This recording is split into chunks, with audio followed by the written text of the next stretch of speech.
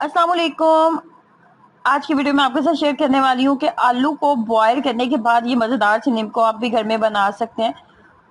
अगर आपको निम्को खाने में बहुत पसंद है तो इस रेसिपी को ज़रूर ट्राई कीजिएगा और अपना एक्सपीरियंस मेरे साथ ज़रूर शेयर करें। एक ऐसी रेसिपी है जो आपको और आपके बच्चों को बहुत ज़्यादा पसंद आने वाली है। तो कैसे बनाएंगे आइए जानते हैं। इसको बनाने के लिए सबसे पहले मैंने आलू लिए हैं, 2 अदद दरमियाने साइज़ के आलू काफ़ी होंगे। उसके बाद ना ग्रेटर का जो फाइन सा ये वाला हिस्सा होता है ना, बारीक वाला, उसका आपने इस्तेमाल करना है और आलू को बहुत अच्छे से आपने इस तरीके से आपने ग्रेट कर लेना है, कद्दूकश आपने कर लेना है। उसके बाद आपने क्या करना है कि अगर आलू के अंदर आपको फील हो ना कि कोई गुठली वगैरह रह गया तो आपने उसके बाद एक स्पून लेना है और उसकी मदद से आपने बिल्कुल इसको क्रीमी फॉर्म में बना लेना है। इसको इन सवैयों को बनाने के लिए बहुत ज़्यादा ज़रूरी है कि इसके अंदर किसी भी तरह के लम्स वगैरह ना हो, गुठलियाँ वगैरह ना हो।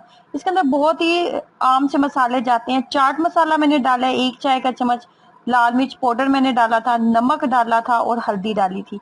चाट मसाला, लाल मिर्च पाउडर, हल्दी और नमक, बस यही चीजें हम इसके अंदर डालेंगे। बहुत ज्यादा मसाले हम इसके अंदर नहीं डालेंगे।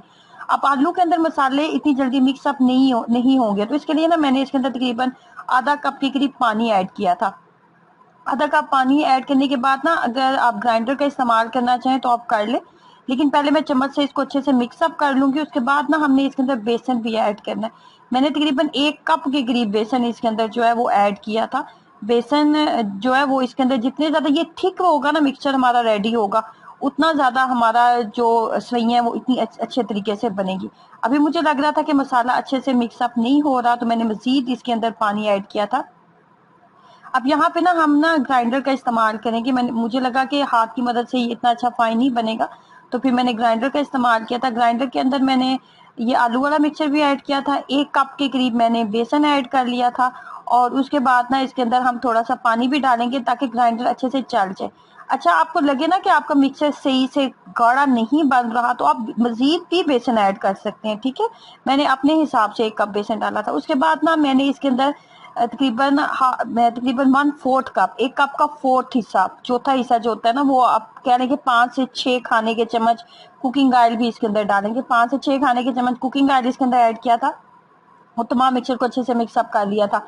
मिक्सचर इस तरह का होना चाहिए, ना ही बहुत ज्यादा पतला और ना ही बहुत ज्यादा गाढ़ा आपने करना है, बस नॉर्मल सा आपने इसको रखना है मिक्सचर को। अगर आपको लगे कि पतला है तो फिर आप इसके अंदर मजीद बेसन ऐड कर लें। अगर पतला होगा तो इसके साथ सेवइयां आपकी नहीं बनेगी, वो खराब हो जाएंगी और बिल्कुल भी क्रिस्पी भी नहीं बनेगी, बल्कि आप जैसे ही डालेंगे तो वो बहुत ज्यादा काली हो जाएंगी और बिल्कुल भी अच्छी नहीं बनेगी। उसके बाद ना मैंने एक बाटल, प्लास्टिक की बाटल ली थी। प्लास्टिक की बाटल में तमाम मिक्सचर ऐड करने के लिए ना जरूरी था कि हम इसको किसी भी इस तरह की चीज में डालें जिससे हम बाटल में इसको आराम से ट्रांसफर कर सकें। उसके बाद मैंने लिया था एक कील लिया था, स्टील का कोई भी कील वगैरह आप ले लें। उसके बाद मैंने क्या किया था, जो बाटल के ऊपर ढक्कन था ना, उसके ऊपर छोटे छोटे मैंने सुराख कर लिए थे।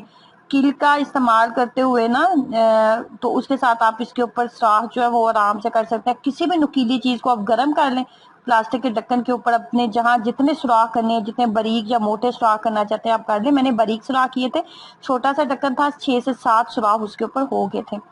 उसके बाद ये फाइनली हमारा रेडी हो गया। अब यहाँ पे अपने ख्याल रखने के कुकिंग ऑयल आपका अच्छे से गर्म होना चाहिए, अच्छे से फुल गर्म होना चाहिए। उसके बाद आप इसके ऊपर ये तमाम मिक्सचर डालना शुरू कर दें।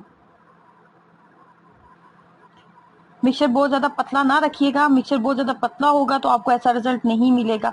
मिक्सचर आपको बहुत ज्यादा थिक होना चाहिए, ठीक है, फिर ही ये बनेगी। बहुत ज्यादा टेस्टी बनी थी। 1 से 2 आलू आपका लगेगा और इतना मजेदार सा आप जो सेवइयां घर में रेडी कर सकते हैं, बिल्कुल ऐसे लगेगी जैसे बाजार की हैं। और फाइनली मैंने रेडी कर ली है, काफी ज्यादा बन गई थी।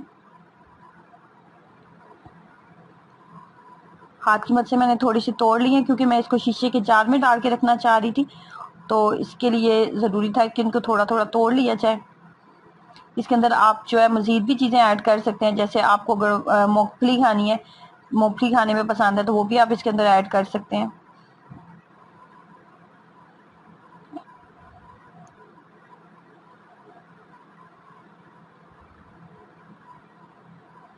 पूरी मज़ेदार बनी थी, ट्राई कीजिएगा इस आसान और सादा सी रेसिपी को और अपना एक्सपीरियंस मेरे साथ जरूर शेयर करें। वीडियो अच्छी लगी है तो प्लीज़ लाइक करें और चैनल को सब्सक्राइब करना मत भूलें। अल्लाह हाफिज़।